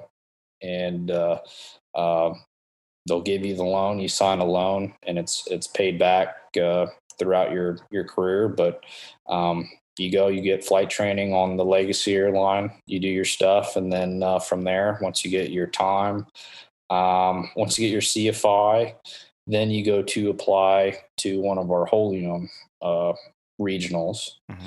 And from there, once you get your time, then you'll be put into one of the first classes at one of the regional airlines. Then you fly as an FO, upgraded captain, and then eventually over to the Legacy Airline. And what's a qualifier? I mean, can anybody do this, or do you have to have a particular qualification? Anybody can do it. Anybody can apply. I've seen it all over the board on what they've who they have taken. So if you're interested, I would highly recommend going to do a discovery flight and to see if you can, get a medical before you apply to this. Cause it is a loan, that, they're putting up front for you, and they expect you, to start knocking out ratings and start building flight time and putting you in spots that they need you. Yeah. So it's a major commitment financially. Yeah. They're sponsoring you, really, is what it is. Right. And financially, they're going to help you get the financing that you need for the program. Not all that apply get accepted, I understand. But I will put a link in the show notes on how to at least look into it and start that application process for those that are interested. But yeah, it's a great program, and thank you for sharing that with us. I'd like to have more information about that on a future show. So if you're willing, I'd be glad to have you back. Yes. Yeah. Yes. So your future is here.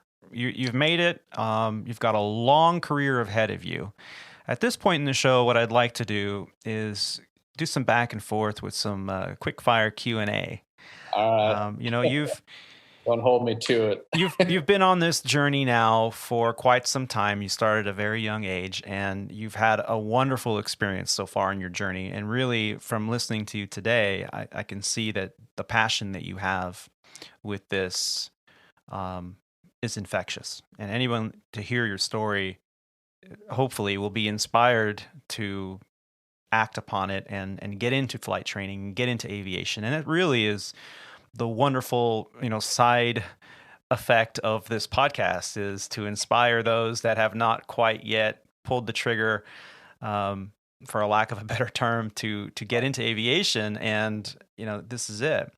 We've talked about a little bit about some of the challenges, but what would you say, if you had to sum it up, has been the biggest challenge for you to get where you are today? Probably my age. And the reason I say that is because from my career flying the corporate route, charter route, and the biggest part was the age. And I've heard multiple owners and companies talk about not having the gray hair per se, not being able to not have as much time as somebody else per se. However, the few opportunities that I got, I proved everybody wrong, and just being able to get over that hurdle to prove everybody wrong and to give me a shot, that's probably been my biggest hurdle throughout my career, is when somebody looks at me that, I get called the kid all the time in the cockpit, which, that's fine with me. I just, I shoot you right back. So, it's fine with me, but just being able to prove everybody wrong. I've had multiple pilots that I've flown with that are much older than I am, that have said that they wouldn't have it any other way. Flying with somebody, they trust me in the cockpit, especially in the left seat, making decisions and helping out as a team player, and volunteering, to help other people down the road. So, never give up with something. Just keep working. Just prove people wrong. In this industry, that's all you can do, and somebody's going to give you your shot, especially during the corporate charter world. The airlines are a little different with the seniority stuff, but going in and doing that's been the biggest hurdle throughout my career. The one thing you can do is pack a couple of those chocolate flavored Ensures in your kit bag, and when somebody gives you a hard time, you go, "Here you go, old man, drink up." Yeah. So if you could go back in time just for a moment and whisper into your own ear as a younger self, just starting out in this journey, what would you tell yourself? Just starting out in the journey. Uh, keep on trucking. Keep going. Keep reaching your goals. Don't give up. Don't listen to the people that have negative impact in your life on certain things. Listen to your mentors. There's tons of great people out there today. A lot of older aviators, per se, in this industry that have been through a lot, that have seen a lot. Listen to them. That's one thing. Today's world, talking to a lot of young adults, even the high school kids, is it goes back to the parental thing. Not wanting to listen to parents or somebody older generation because they think they know better. Well, the reason they're telling you that is because they've been through it. They don't want you to go through the same exact mistake that they had, or having to jump through the same exact hoop that they jumped through. So it listen and have a positive attitude on things, and keep going, keep climbing, for instance. Yeah, that's great. I like that. Keep climbing. So you've been on the flight line now for quite some time. What's been your scariest emergency situation?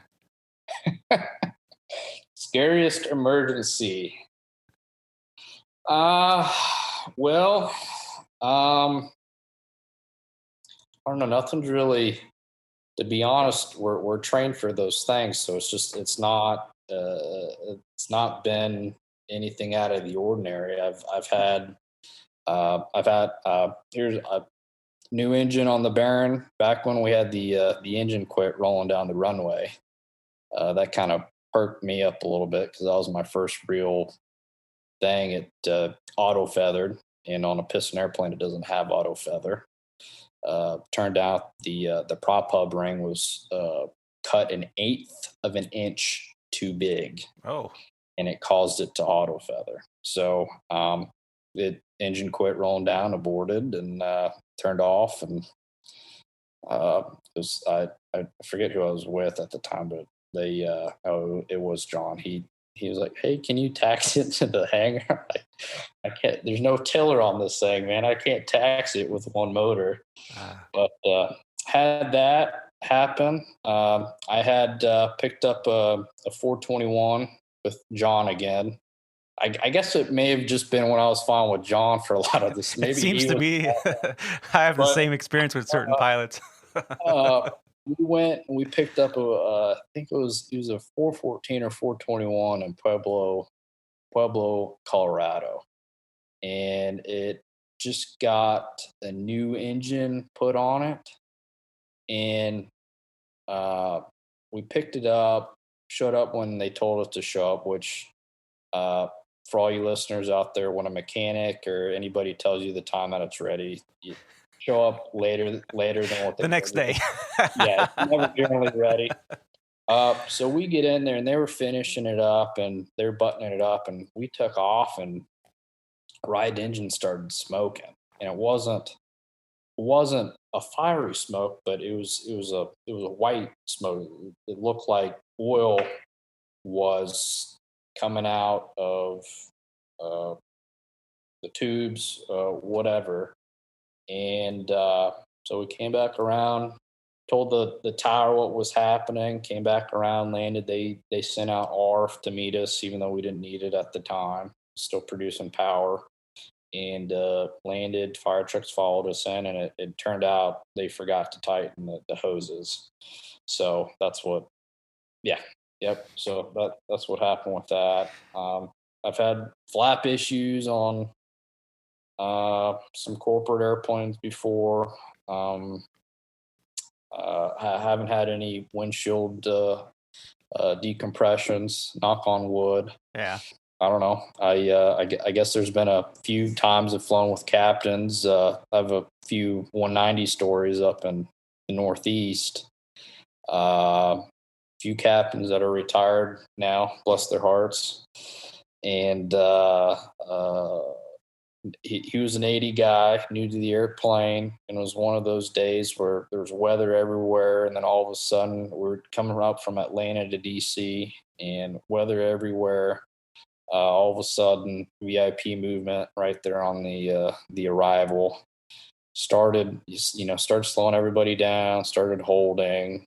We had gas. It was one of those days where the dispatcher gave you a little extra gas, but it wasn't it was like, okay, we don't have an alternate, we don't need that much. And they start holding, and he just starts, I don't know, he starts worrying about gas. And I think at that point we had like 8,000 pounds, and the 190 is very, very fuel efficient. Yeah. Of 170, 75 drivers out there that can relate to it. Very fuel efficient, doesn't gobble gas. In fact, it's hard to burn gas when you need it on that airplane. Yeah. And so started holding, and he started freaking out about gas. And then, I don't know, he had to get up to go to the bathroom while we're entering holding and talking to people and doing our duties. And like, dude, this is the place to be doing this right now. And getting a hold, and then they start releasing people to come in. And then he mentioned something. I think at that point we had about 7,000 pounds of gas. We got over an hour. Yeah. Got an alternate of Dulles, and I had to talk him into Dulles because he wanted to go to Baltimore. I'm like, if we go miss, Dulles is right there, so I don't know what you're talking about. But anyway, talked him into Dulles, and then I don't know, just people were doing the arrival, and then they did the backwards downwind it was the Mount Vernon Visual 1 for people that have been in there. And he told me 3 times, my leg, he said, Kyle, we can't go around. What? We can't go around. If we're unstable or whatever, we're going around. We got gas. Yeah. And at that point on the downwind, we had about 5,000 pounds. And he kept saying we can't go around. I'm like, man, we're gonna be okay. I mean, the airport's right there. If we got to go around, we got to go around. You can't fault that. We got the gas to go over to Dulles. We have to. And he said it about 3 times, and then I landed and taxied in, and then he said something like, "Well, that wasn't too bad, was it?" And I'm just like, oh my gosh, really? He wasn't used to the modern airplane. He was used to probably decades on the Mad Dog, and burning, whatever the fuel flow on was the burnage of the 80, and it's like, man, this plane's it's to the 10th on the don't worry, I got this.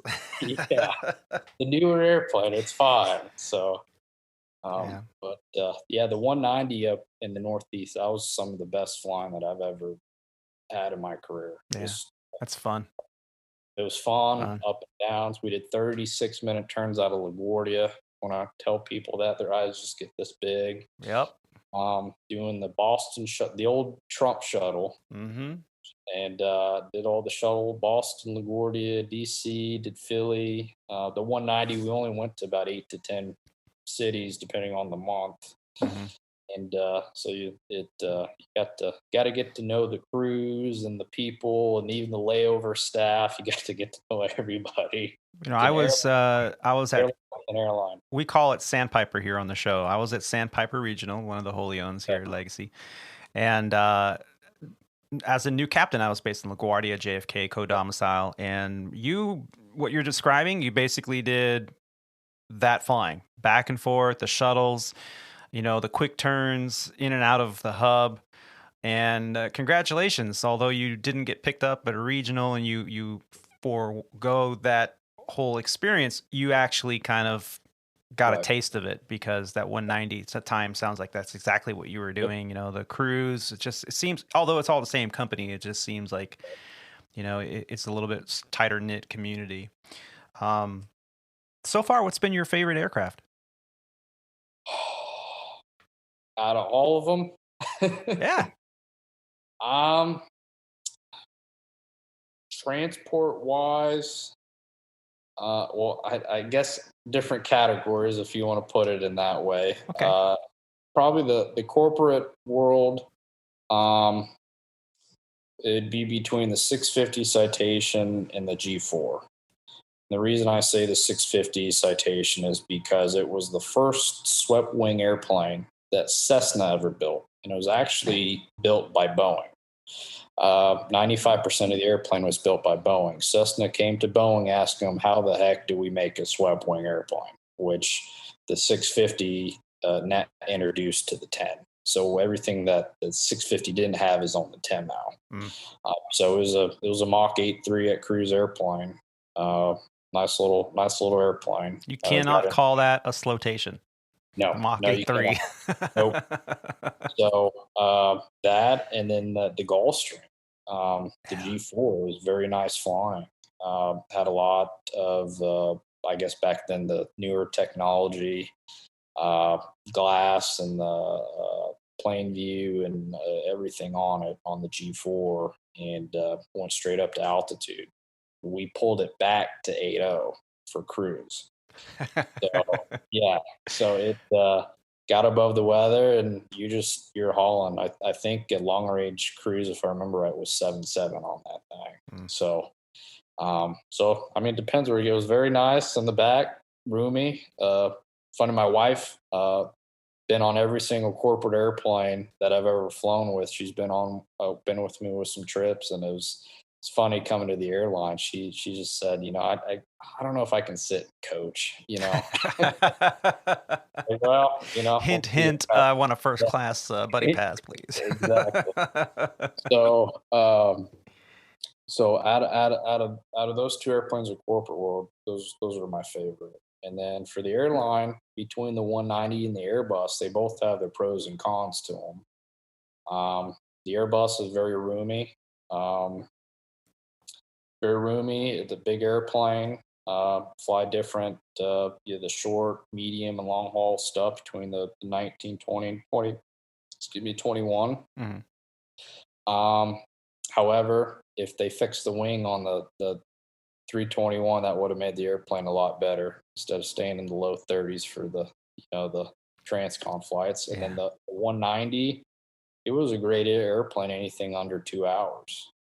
Very fuel efficient. Most of our flights were full all the time. So I was surprised when we went to one of the regional carriers when they were dumping the 190 to do it instead of adding a 319 or even maybe buying the E2 or more 190s. They're just very fuel efficient. So good airplane under and easy to fly. All the newer avionics on the thing. It was a great airplane. Yeah. So I don't have a favorite airline one yet, but maybe one day when I get to the triple or the 7.8, I heard those guys say the triple is the best airplane out of all the fleets. So we'll see what happens. The Bentley of them all. Yeah. Which leads me to my next question. So if you could pick a dream airplane to retire on, what would that be? 777 domestic captain. Domestic. Yeah. You're not interested in the long haul going over to Hong Kong or over to Australia or something? I'll have to try it out as an FO first and see. I can't sleep on an airplane. I have to be deadbeat tired in order to fall asleep. Now I don't know how it works with the bunks. I don't know if those guys can get sleep. I've never been up there. Every time I've jump seated on 7.8, for instance, going to Philly, generally one of the deadheading crew members was up there that actually had a seat in the back. So I've never been up there to sleep. So I don't know how that would work out, but I'd be okay doing, Europe or somewhere. I've heard some, shouldn't say stories going to China, but the London's the Europe's a more preferred destination for the wide body stuff. But yeah, we'll see. We'll see. Yeah, I met when we still had the 7.6s. Father knew it was actually going down to my JetBlue interview in Orlando. Flew on a Legacy 7.6, and the captain was friends with my father. That's all he did. He was a wide body domestic captain. He said He's not doing the international stuff anymore. That's all he was doing, just going hub to hub to big city on this Yep. big plane. And, it's like, Try to be home every night. Yep. exactly. It's like, man, I want that life. That sounds pretty nice. Yeah. Yeah. There's something to be said about, doing the short haul stuff and being home more often, for sure. Yep. As a newer pilot, maybe just getting ready to come into the 121 environment or the airline world, what advice would you give to them considering today's marketplace in aviation? Well, I would the number one question that I get with a lot of the newer pilots is job security. Job security. Am I going to get thrown out on the street with today's current? Because a lot of these younger aviators have not seen the bad. They've seen the good since 2008, or the upswing since 2008. They haven't seen the downswing. So my advice to a lot of these younger pilots is to go ask a senior pilot, could be at any airline, and talk to them about their career and what affected, because everybody's different. It depends on when you get in, and timing's everything at the end of the day, and what affected their career. Some guys are going to be a little bit more gruntle on it than others. And the biggest question I get all the time is, aren't you worried about losing your job, next week, shutting down? And it's like, yeah, that's about every job though out there. So you kind of got to take the pros and cons to everything, and what best fits you, and go from there. Take the information. Yeah. And then for a corporate guy or charter guy going into the 121 world, I wouldn't say it was a culture shock, but it was a little different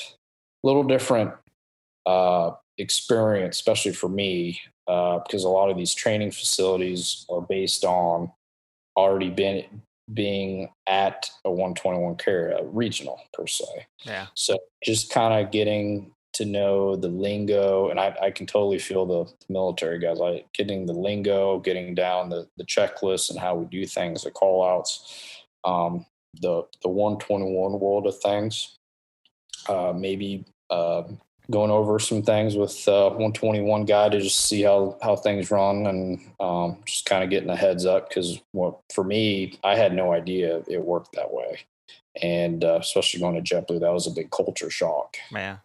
But got through it, got hooked up with group study. Group study is a big one. If you can get a couple guys and kind of all ask questions, and everybody's different aspects of it, get together and go over things and try to understand something better. It makes it a lot more enjoyable and a lot easier to learn. Yeah. I think for those that come from a regional, they have a little bit of an advantage, which is they've already experienced flight operations with the company's procedures, the standard operating procedures or the flight manual. When you come in from the military service, or you come in from a corporate world where you may not have had all those additional regs that you had to know, procedures on how to do with scheduling and what's seniority and all the union contract language that you have to learn. It's like, oh my gosh, not only are you learning the systems of the airplane, now you got to learn what's reserve and what's the call out, and do I have to be available, do I have to answer my phone, and all these things that are on top of learning the airplane. So yeah, it's great advice to get out there and get with a forum. There's plenty of places online. If you know where you want to go, you can, you don't have to wait until you get hired somewhere. You can kind of study a little bit, every night or, once a week and study, okay, how do they do it over there at United, and a lot of companies are the same, just their wording or whatnot may be a little different. Right. And that's the biggest, what I've seen talking through other buddies, is that's the only difference is, our call out might be a little different from their call out, but there's still something there. Yeah. The foundations, I think, pretty much all stemmed in the same place. It's just a matter of transitioning to the new, even from aircraft to aircraft in the same company. It's just a matter of transitioning from one way of doing things to tweaking it a little bit to do it the other way. So yeah, that's sage advice. What's been your favorite layover destination?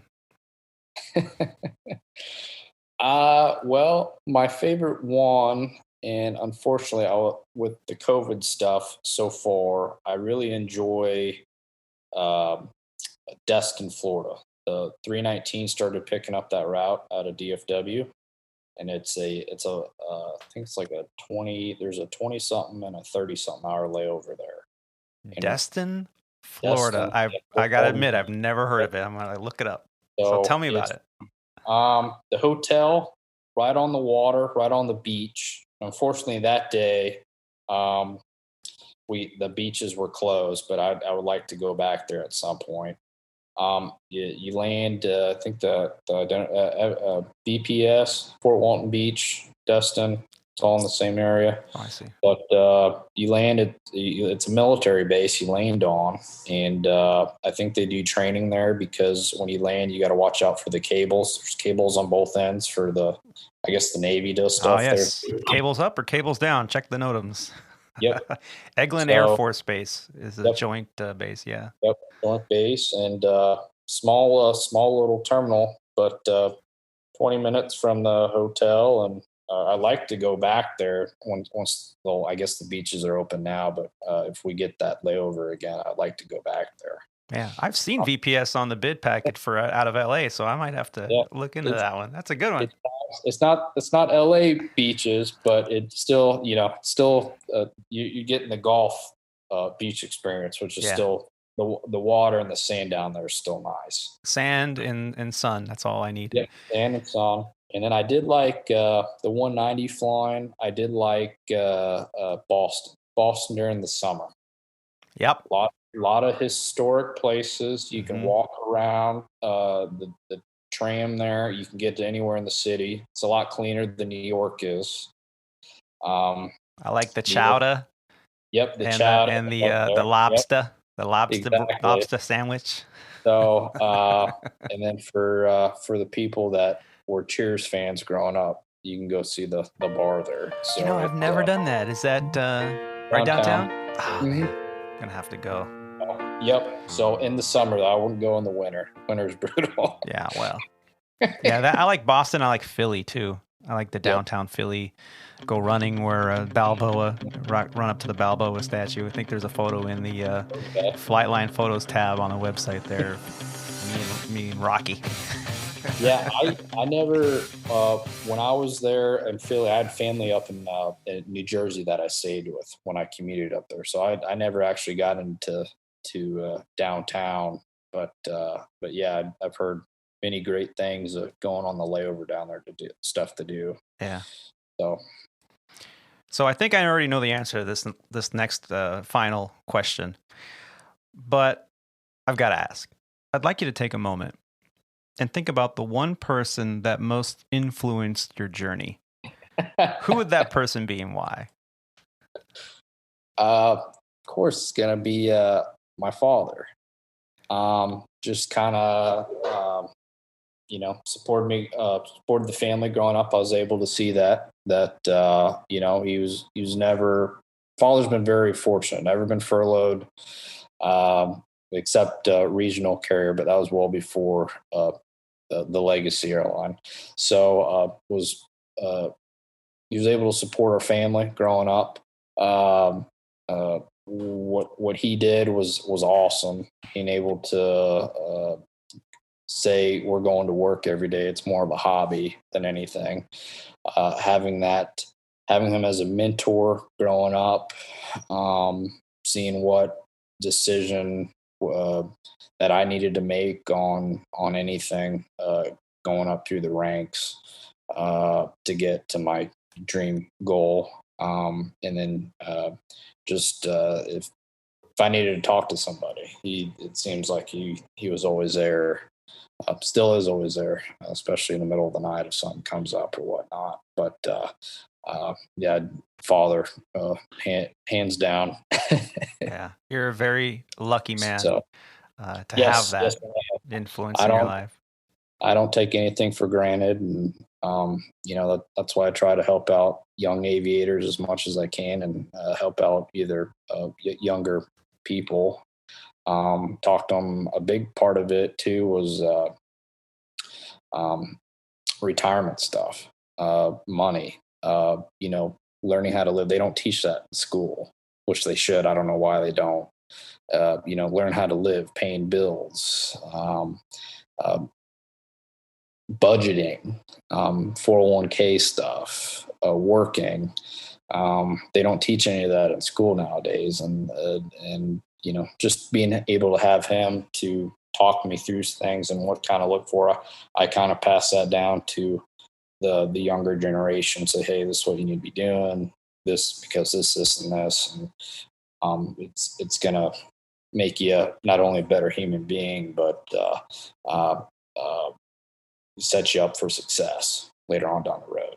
Yeah. So trying to repay that back to a lot of people now, and hopefully it's working.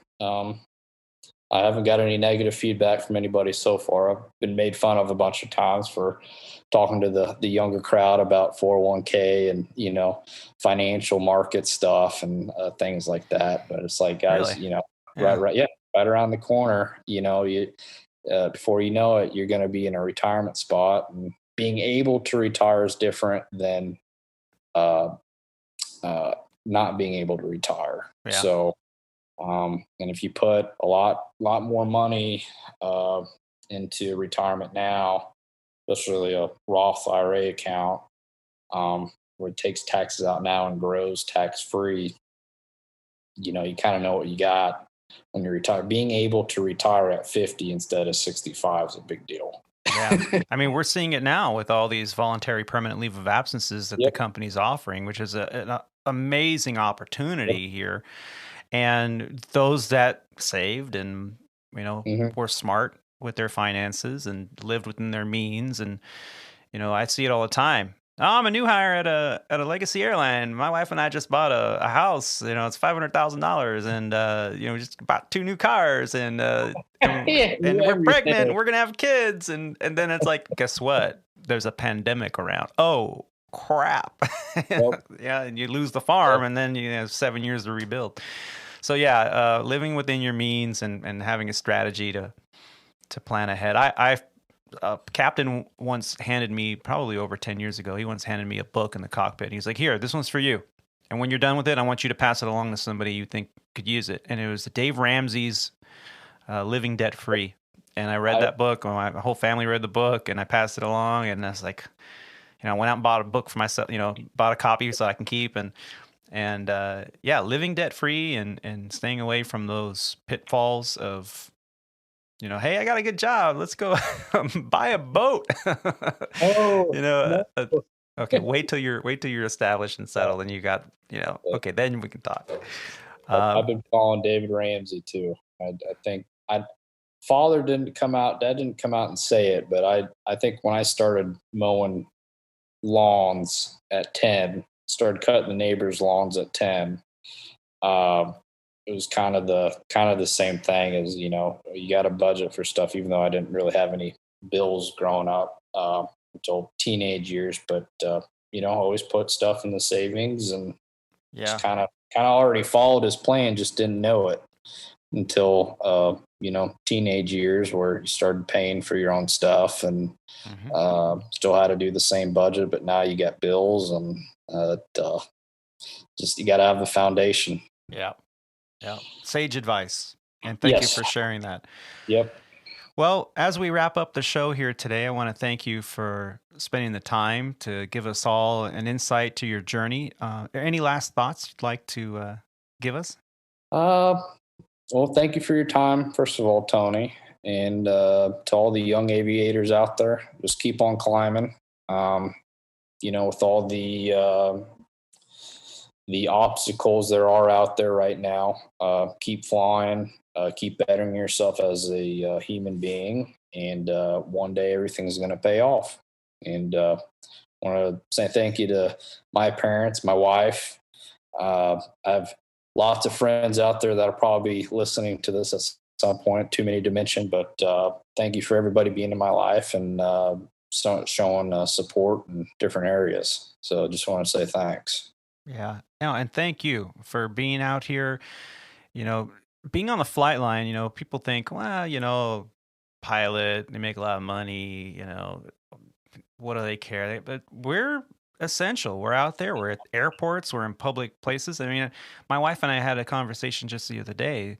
She said, here you are in these airports on flights, dealing with passengers in close quarters. You're at hotels. You're living out of a suitcase. You're using public restrooms constantly. You're eating meals out. You're having to do takeout and find Uber Eats or whatever to get a meal because everything's closed and shut down. And you're not going to be bringing home COVID. You're going to be fine. It's me going to the Trader Joe's for milk and eggs, and I'm going to be coming home with it. And that could very well happen, and it's tough to, here we are working our butts off to try to make it work. Yes, we have these wonderful careers and wonderful hobbies that require an exorbitant amount of focus, concentration, knowledge base, skill, calm under pressure, all the check rides and licenses and finances that we've had to shell out to get here. And now that we're here, it's not that it's cush, but it's definitely a good place to be. Right. But there's a huge sacrifice that pilots make to get here. And not all of them are willing to do that. And it's great to have people that are mentors like yourself who are willing to take the time to get out there and just give that advice and tell them, hey man, I got your back. This is what you need to do. So thank you for doing that. Also want to say thank you to all the frontline workers out there, the doctors, nurses, pharmacists, EMTs, medical techs, firefighters, law enforcement, grocery store employees, truck drivers, Amazon workers, and of course, all of the airline employees that show up to work every day to provide the essential services. We are seeing great numbers from the TSA checkpoints, and hopefully these numbers will continue to climb. International flying will come back, and we will be back. And it will take time, a lot of adjusting, and there will be a new way of doing things, smaller, tighter, more lean operations out there around the country. But for all of us that are working out here on the front lines, thank you to all of you. I want to say thank you to Kyle for spending this day with me, talking about his journey in aviation. And thank you to you, all of the listeners that are sitting down with us to hear about what's going on. I encourage you to check out our website here at Squawk Ident. You can find us at aviatortony.com. That's Alpha Victor, the number 8, Romeo Tango Oscar November Yankee.com. There we have episode archives, we have photos from the flight line, we now have a new guest book tab where we'll be posting photos of Kyle's Baron and more photos from the flight line. We also have a way to donate to the show, to become a producer to Squawk Ident, right there on the homepage. Scroll down to the bottom. And if you have the opportunity to send us a small contribution, we'll definitely roll that into the show. And it helps us with equipment and marketing expenses. And I want to say thank you to all of you for listening and tuning in. And Kyle, again, thanks for being on the show. And we look forward to having you again here in the near future. Yes, sir. Thank you.